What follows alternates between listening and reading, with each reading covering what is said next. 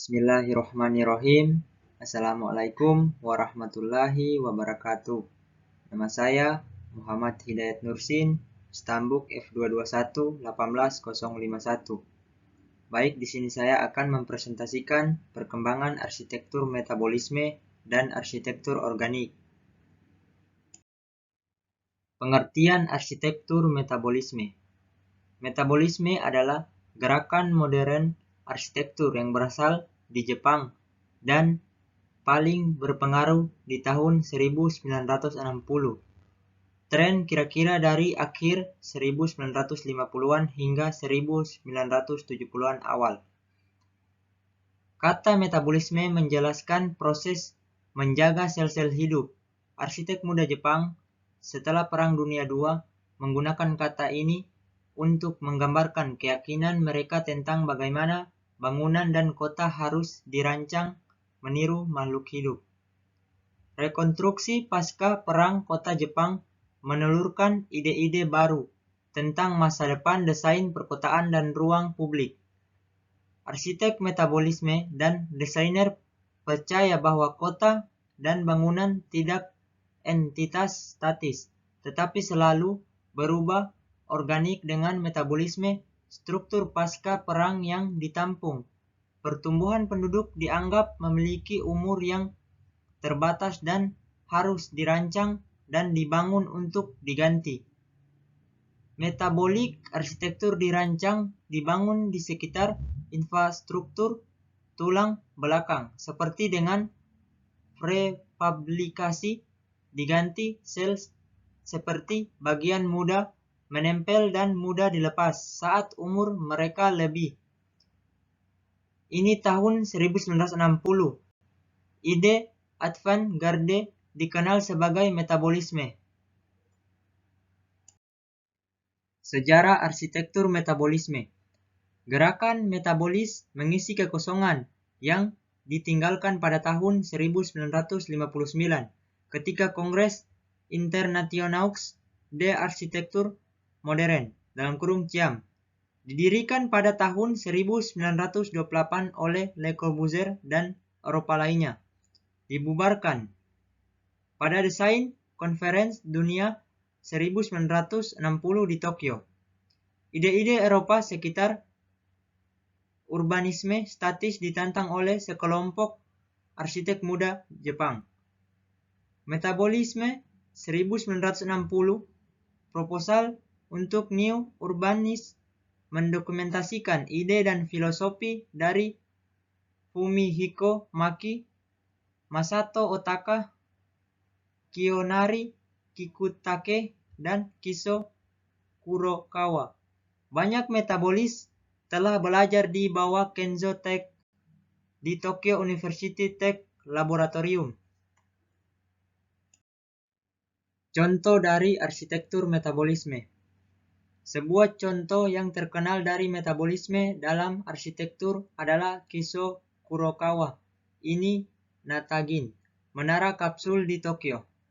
Lebih dari 1000 sel kapsul unit prefabrikasi secara individual melesat ke satu beton poros seperti pecambah Brussels pada tangkai, meskipun tampilan lebih seperti tangkai front-loading mesin cuci. Di Amerika Utara, contoh terbaik dari arsitektur metabolis ini bisa dibilang pembangunan perumahan diciptakan untuk 1967 pameran di Montreal, Kanada. Seorang mahasiswa muda bernama Moshe Safdie meledak ke dunia arsitektur dengan desain modularnya untuk Habitat 67. Dalam kata-kata Kiso Kurokawa, tahun 1934 sampai 2007. Dari age of making ke zaman kehidupan mengubah atau memetabolisme atas kemauan mereka. Metabolisme memang pilihan yang sangat baik untuk kata kunci untuk mengumumkan awal usia kehidupan. Aku telah memilih metabolisme, metamorfosis, dan simbiosis sebagai istilah konsep untuk mengekspresikan prinsip hidup kunci. setiap satu pahlawan, The Philosophy of Symbiosis, bab 1. Saya berpikir bahwa arsitektur bukan seni permanen, sesuatu yang selesai dan tetap, melainkan sesuatu yang tumbuh ke arah masa depan, yang diperluas, direnovasi, dan dikembangkan. Ini adalah konsep metabolisme, dalam kurung metabolisme, beredar dan Reisle. Dari zaman McKean untuk Egg of Life, Arca 219. Francis Crick and James Watson mengumumkan struktur helix ganda DNA antara tahun 1956 dan 1958. Hal ini digambarkan bahwa ada untuk struktur kehidupan dan hubungan atau komunikasi antara sel dilakukan oleh informasi. Fakta ini adalah sesuatu yang sangat mengejutkan bagi saya. Dari zaman McKean untuk Egg of Life, Arca 219. Selanjutnya, pengertian arsitektur organik. Arsitektur organik adalah sebuah pendekatan perancangan arsitektur yang diaplikasikan sebagai atau keseluruhan pada bangunan, yang konsepnya berakar pada bentuk-bentuk atau prinsip-prinsip alam. Arsitektur organik memperhatikan lingkungan dan harmoni dan tapaknya. Pelopor-pelopor arsitektur organik antara lain Frank Lloyd Wright, Antonio Gaudí, dan Rudolf Steiner menggambarkan inspirasi prinsip-prinsip organik dengan cara masing-masing, yang seringkali kesan organik yang dimunculkan mengantarkan pada bentuk-bentuk bebas dan ekspresif. Berikut beberapa konsep dasar dalam desain arsitektur organik. Yang pertama, building as nature. Bangunan bersifat alami di mana alam menjadi pokok dan inspirasi dari arsitektur organik. Yang kedua, continuous present. Arsitektur organik merupakan sebuah desain arsitektur yang terus berlanjut, di mana tidak pernah berhenti dan selalu dalam keadaan dinamis, yang selalu berkembang mengikuti zaman tanpa menghilangkan unsur keasliannya. Yang ketiga, from follows flow. Arsitektur organik harus mengikuti aliran energi alam sekitarnya secara dinamis. Alam dalam hal ini dapat berupa kekuatan struktural, angin, panas, dan arus air, energi bumi, dan medan magnet. Yang keempat, of the pole. Perancangan, bentuk, dan struktur bangunan didesain berdasarkan kebutuhan pemakaian bangunan. Perancangan untuk kenyamanan pemakaian bangunan juga sangat penting. Yang kelima, of the hill. Idealnya dalam suatu bangunan organik akan terlihat tumbuh dan terlihat unik dalam sebuah lokasi.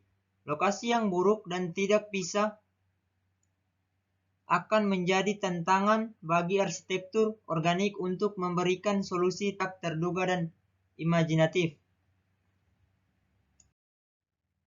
Yang keenam, of the material. Bentuk organik terpancar dari kualitas bahan bangunan yang dipilih. Arsitektur organik selalu memiliki material baru dan terkadang menggunakan material yang tidak biasa di tempat yang tidak biasa. Yang ketujuh, youthful and unexpected. Arsitektur organik biasanya memiliki karakter yang sangat individu. Arsitektur organik dapat terlihat muda, menarik, dan mengandung keceriaan anak-anak.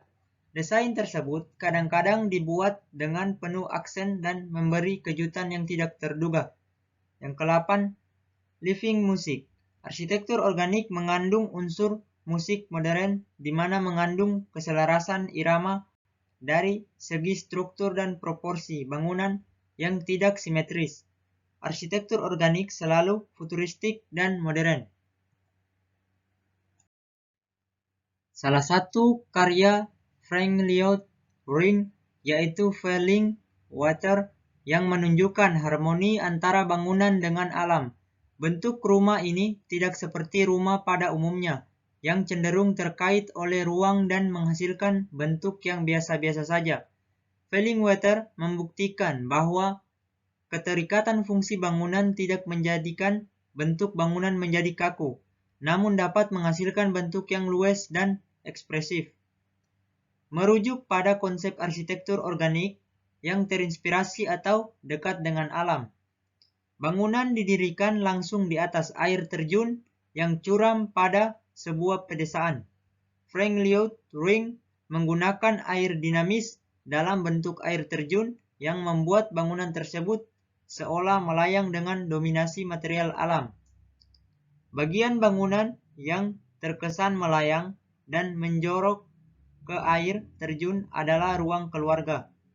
Air terjun tersebut menjadikan musik alami yang dapat terdengar di seluruh ruangan rumah.